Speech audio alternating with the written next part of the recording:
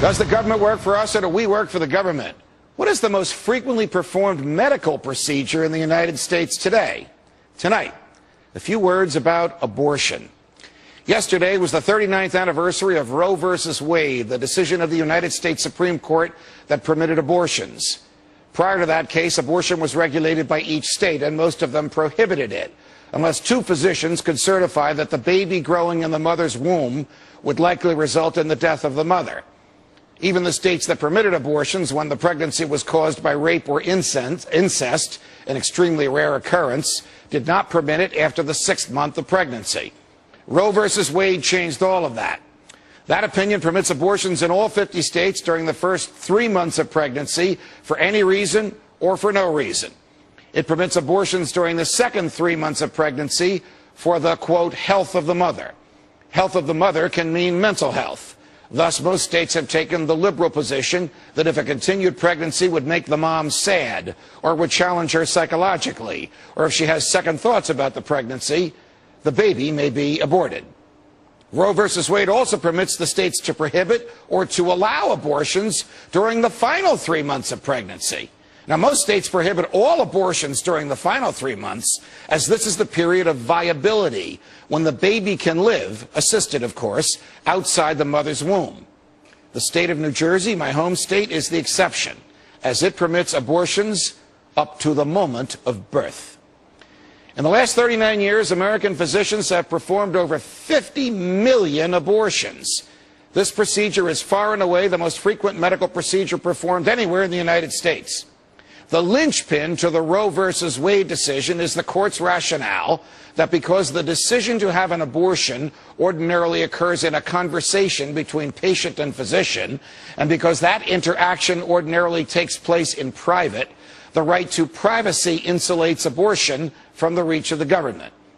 Roe v. Wade itself does not define the right to an abortion, but it does unambiguously declare that the baby in the womb is not a person, and that the right to privacy protects the mother's decision to kill the baby. Did you catch that? The Supreme Court declared that the baby in the womb is not a person. When it made that declaration, it rejected dozens of decisions of other courts in America and in Great Britain holding that the baby in the womb is a person. This is reminiscent of the Supreme Court's infamous Dred Scott decision in 1857, in which it ruled that blacks were not persons. In both cases, it cited no precedent, it gave no rational basis, and in Roe v. Wade, it merely said that because philosophers and doctors and lawyers could not agree if babies in the wombs are persons, it would declare them not to be persons. You see, if the baby in the womb is a person, then all abortion is unlawful. That's because of the constitutional protection for all persons. As you know, the Constitution unambiguously prohibits the government from impairing or permitting others to impair the life, liberty, or property of persons without due process. So here's my political beef, with so-called pro-life politicians and parties. In the years in which the pro-life Ronald Reagan and both Presidents Bush were in the White House, from time to time, both chambers of Congress had pro-life majorities. Did you see any legislation passed that declared the baby in the womb to be a person? No. This could have been done by a simple majority vote and presidential signature, and then Roe v. Wade and all the killing it spawned would have ended. How scary is this? The Supreme Court declares a class of humanity not to be persons, and then permits people to destroy members of that class. That's what happened to blacks during slavery. That was the philosophical argument underlying the Holocaust. That's what's happening to babies in the womb, even as I speak. And that might become the basis for the government killing persons it hates or fears in the future.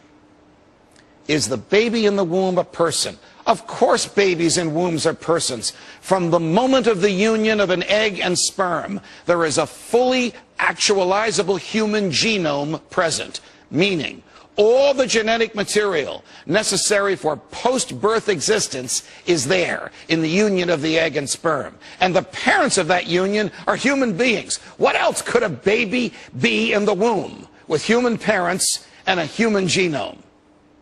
If you have any doubt, Why not give the benefit of the doubt to life rather than to death? Unless you prefer death to life and killing to nurturing and misery to joy, I expect you agree with me. Since I began these closing comments, 10 babies have lost their lives as abortions occur in the United States about 2.5 times a minute. What will history say of our society when we cannot protect the weakest among us, and when we destroy them out of convenience, and when we make that destruction legal?